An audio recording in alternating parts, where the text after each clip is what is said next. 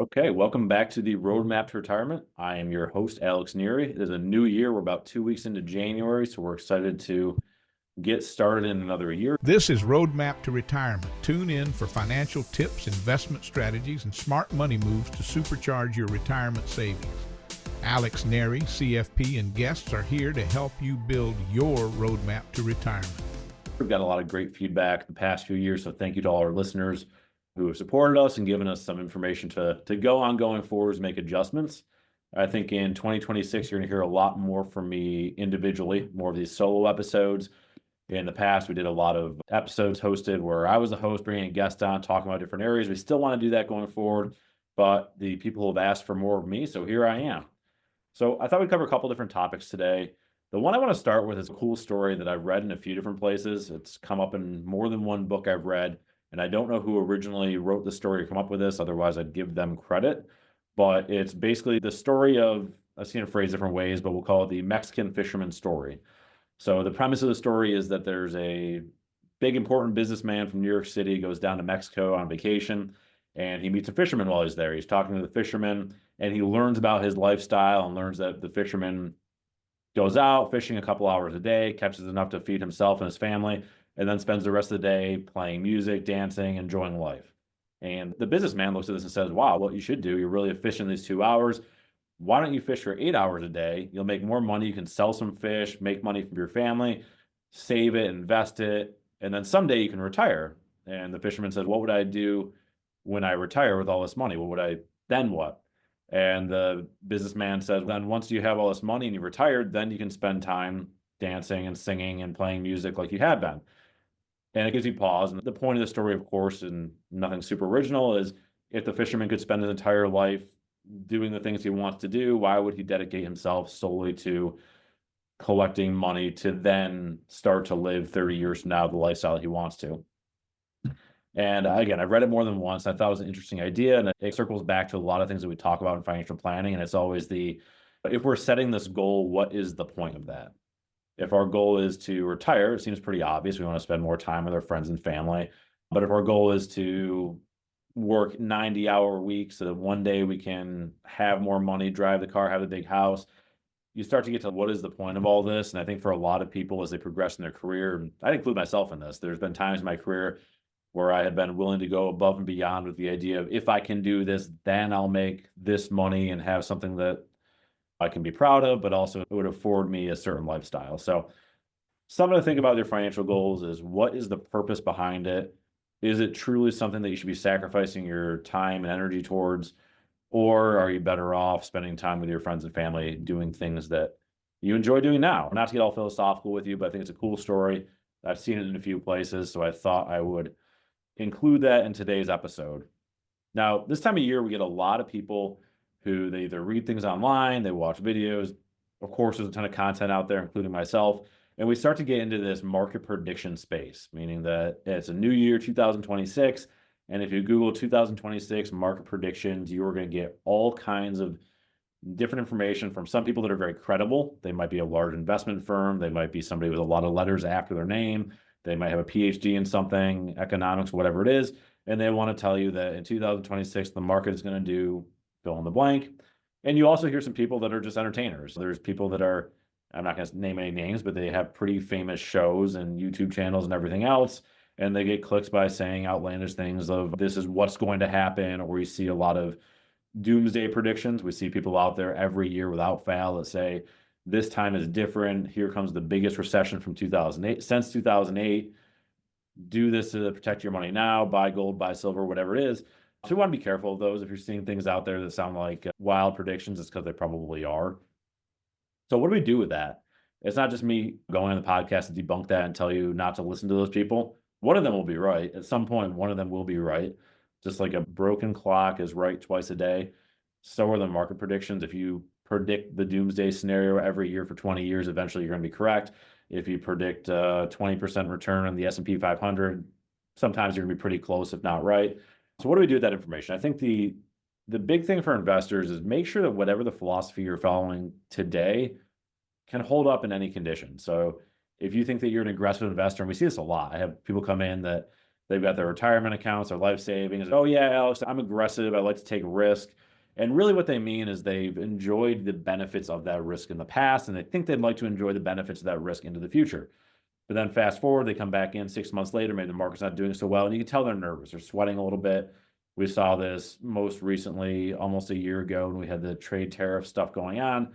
We saw people who previously identified themselves as an aggressive investor now come back and say, oh no, my account's down X amount, and they're in a panic. So whatever your investment philosophy is today, it should be the same going forward. If you see yourself as an aggressive investor, that's true today. That should have also been true a year ago. It should have been true back in April when things were going on.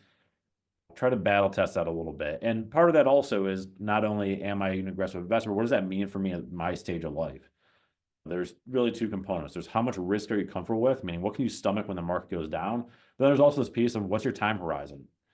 If you say you're just a naturally aggressive person, but you're in your 70s, that should mean something different than someone that's an aggressive person in their 30s. So we really want to make sure that we're time segmenting our investments. So if you have money that you're going to use next week, should be more conservative. You don't need me to tell you that. You've heard that in a million other places. To give you real world examples, a couple of clients I was working with recently, they have aspirations of buying a house. They want to buy a new home, sell the home they're in. And to do that with the real estate market the way it is, with the liquid cash they have, they're probably going to need to pull something from their investments to buy this next home, whether it's for a down payment or maybe they don't want to have a mortgage. Doesn't really matter. But with them, we've decided to make them a lot more conservative. We said, okay, you're going to buy a house in the next year. We're going to need some of that money. We've enjoyed gains in the past. We've enjoyed our appreciation. The market's gone up, it's treated us well. But we can't put ourselves in a situation where 6 months from now, if you go to pull money out, the market's down 20%, that you're going to sell at a 20% loss. We're okay with today taking some of that money, putting it in something a little bit more conservative, so that if we do dip into it, we've got the money to go to then, and we're not selling at a loss.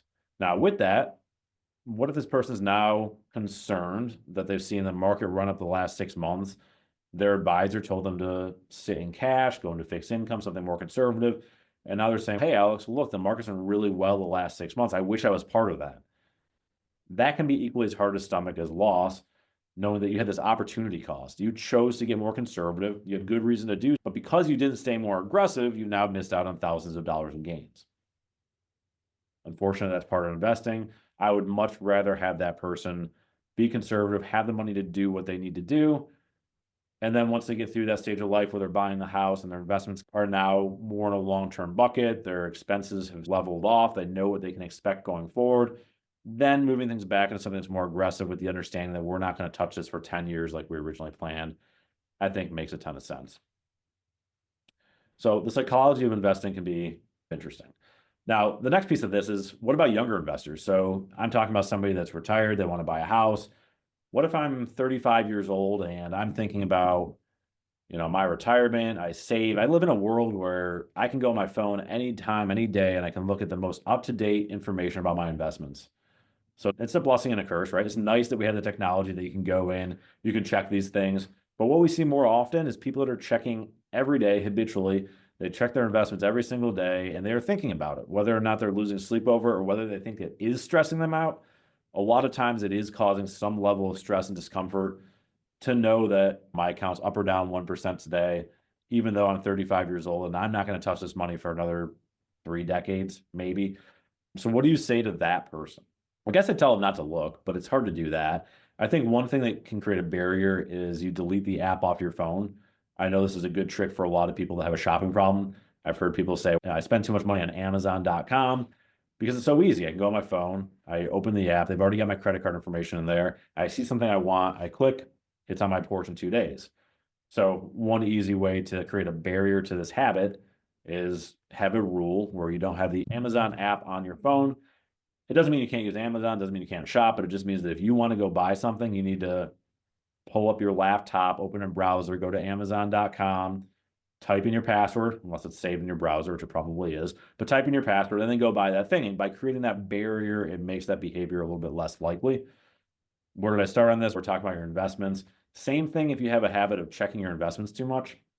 Delete the LPL app, the Fidelity app, whoever you use, off your phone, and then you're not tempted to check it as frequently. And by doing that, the real point in this is by doing that, you're probably more likely to make better investment decisions because you are not panic selling. There's a lot of studies out there on this. I know JP Morgan has one, and it talks about the rate of return in the market. And I think they use the S&P 500, doesn't matter, but the rate of return in the market. And then they show the rate of return of the average investor. And it's like the market does 9% and the average investor does something like 2%. Don't quote me on those numbers, they're definitely wrong. But the point is that if the average investor is doing 7% worse than the market, why is that? It's not because the average investor has access to different investments, right? We all have access to the same stuff. It's simply because of the psychology behind it, because they're checking their investments, they're trying to time the market, which is never successful, almost never successful. They're trying to time the market, they're trying to meddle in their investments more than they should. And by doing that, they're hurting themselves in the long run. So to the 35-year-old investor who gets worked up about this, or maybe they don't even think they get worked up about this, but they start to overthink it and they start to make decisions based on that, I think the best thing you can do for yourself is not look. Delete the app off your phone. You can go back to paper statements if you want to. Check the quarterly paper statement. Maybe check once a year. Maybe it's only twice a year when you meet with your financial advisor, you're really thinking about this stuff. But there's really no benefit in watching your investments. As ridiculous as that sounds, I think some people think it would be bad or a mistake to not look, but if you're set up correctly and you're confident in your investments, you chose them for a reason, there's not a lot of value in checking every day. So that's one question we get quite a bit of. Another fun question that surfaced recently. I have a bit of a LinkedIn presence. If you don't follow me there, check it out. But I posed a question that came to me organically. I was talking to somebody over Christmas time period, not Christmas Day, but over that time period. And they were talking about somebody they knew that lost money in a parking lot. They fell out of their pocket and they lost a substantial amount of money, and the gut wrench. And it got me thinking, what's worse? Is it worse to lose money in that fashion where maybe, let's pick a dollar amount, $1,000. You're walking around with $1,000 in your pocket, $1,000 bills. Math is hard sometimes. $1,000 bills fall out of your pocket. You lose $1,000. You don't know where it goes. It's lost in the parking lot. You search for hours, can't find it. It's gone. Bad feeling in your gut. Compare that to, I lost $1,000 gambling. So let's say I go to the casino, I sit down at the blackjack table, I pull out the same $1,000. I put all $1,000 on one hand of blackjack because I'm feeling confident and I'm in a rush, and I lose that hand. So I've lost $1,000 gambling. Or hypothetically, I bought, let's use a penny stock to make it fun. I bought $1,000 of some penny stock, some small company no one's ever heard of, but I had insider information, not really. I had information that made me think that they were going to do well. So I put $1,000 into this penny stock, and that went to zero. Company went out of business. I lost all $1,000. What's the worst feeling to you? And think about that for a minute. Is it losing money where it falls out of your pocket? Is it sit down, gamble for 5 minutes, lose $1,000? Or is it invest $1,000, in this case, a single stock that goes to zero? And I got a couple different answers on this. One point that was brought up that I hadn't thought of before posting this was the idea that if I lose $1,000 in a parking lot, it's likely that somebody else found that money. And if they found that money, maybe they're having a hard time, maybe they're not, doesn't matter. But that money went to something good, and hopefully it helps somebody that needed help. So that's cool. That was a good answer. Other considerations, some of my tax nerd friends, accountants, and other financial advisors quickly came to the answer that if I had lost $1,000 in the stock market, I can use that as a capital loss. So I could hold that against a capital gain, and there's actually a tax benefit to losing money on a stock. So to them, they thought that was better. But what I was really getting after with the question was I wanted to know the gut reaction, not how you justify it financially or how you justify it to maybe it's helped somebody else. But like in the moment when you realize you lost $1,000, what's the worst feeling? I guess to me, the worst feeling would be losing in a parking lot, which I'm struggling with now because somebody brought up the point about helping somebody else, which I think is great. But when I lose in the parking lot, it feels like it was purely accidental. It could not have been prevented, and that kind of stings. Whereas if I choose to gamble, I'm accepting some risk, like that I might lose money doing that. Or if I put money into a single stock, I know that I'm also accepting some risk there. So I don't know, I thought it was an interesting question. I thought that I would share that. And I'm curious if you're listening to this and have your own opinion, what you might weigh in on with that. Before we wrap up, I think what I want to do going forward is make a point of every podcast to bring up one question that I think you should be asking your financial advisor. And this came organically also. I have a list of questions that it's in a PDF form or I print it off. And usually on a first meeting with a prospective new client, I hand out this list of questions that I think that they should ask if they're talking to myself or if they're going out and interviewing other financial advisors. Now, that list is a little bit self-serving because, of course, they take it out to another financial advisor who's probably not prepared or just not as good as me, and they don't have as buttoned up of questions as I do. So the question I'll share today is one that I've been talking about a little bit, is what does your process look like? So when you meet with a financial advisor for the first time, I want to know what their onboarding process looks like, but I also want to know what their client communication process looks like. So it's as simple as, you can phrase it different ways. I like to call it a client communication schedule. So you could ask the advisor, could you share your client communication schedule with me? You might also call it a review schedule or something like that. But the point is, if I'm a client and I'm investing money with you as a financial advisor, how often am I going to hear from you? And how are you reaching out? Is it proactive? Do I need to call you when I need something? So I think that's a really good question to ask. I can tell you what we do ourselves, and maybe there's other financial advisors listening to this that want to steal this. I have no problem with that. I do something called surge meetings, which I stole from Matthew Jarvis. I don't have any original ideas, but the idea is that I meet with my clients twice a year, and I do them in batches. And for a couple of reasons. One, for my own organization, but also I think it's really important to meet around the tax calendar. No, I'm not a CPA. No, I don't file taxes, but talking to somebody in the spring when they are filing their taxes means that finances are at top of their mind. And there's also some things we can do as a financial advisor that need to be done by April 15th.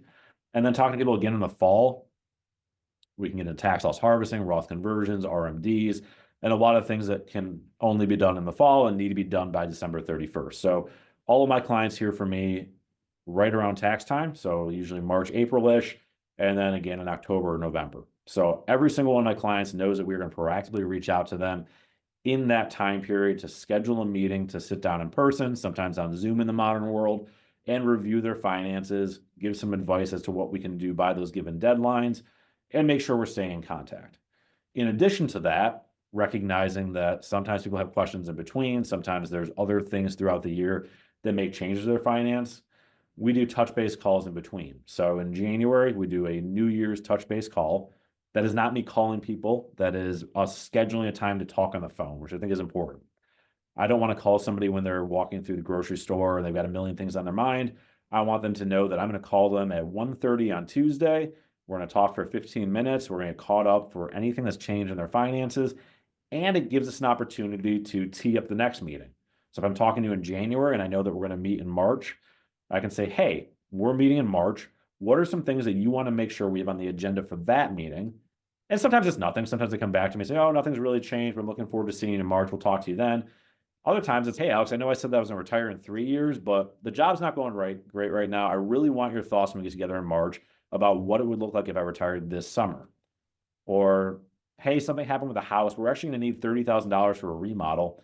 What's the best place for me to take it from? It's not an emergency. We don't need to do it today, but let's get it on the radar so when we do meet in March, we can talk about it. Got off the rails a little bit there. So we have our January call, and then the other call we do is in July, which is a busy time of year for a lot of people. Hopefully we're taking trips and doing different things, but it allows us to similarly do one quick touch base, a 15-minute phone call. Hey, what's changed? Probably nothing, but sometimes we get into things have changed. I want to make sure it's on the agenda for the fall. So that's the basics of our client communication schedule. There's some other things, newsletters, mailers, things that go in between there. But I find that by proactively reaching out 4 times a year, we can stay on top of what our clients have going on in their lives, personally and financially.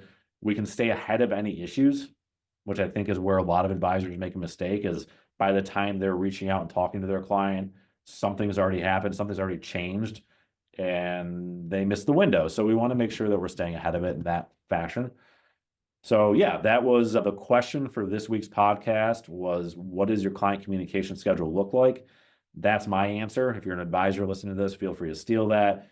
If you are not a financial advisor listening to this and you're just a regular person, you're a client of mine, client of someone else's, and you have questions on that, feel free to reach out. But that's it. Thank you for tuning in. We look forward to a great 2026 and hope to talk to you all soon. Thanks. Securities and advisory services offered through LPL Financial, a registered investment advisor. Member FINRA and SIPC. The opinions voiced in this podcast are for general information only and are not intended to provide specific advice or recommendations for any individual. To determine which strategies or investments may be suitable for you, consult the appropriate qualified professional prior to making a decision. Individual tax or legal matters should be discussed with your tax or legal professional.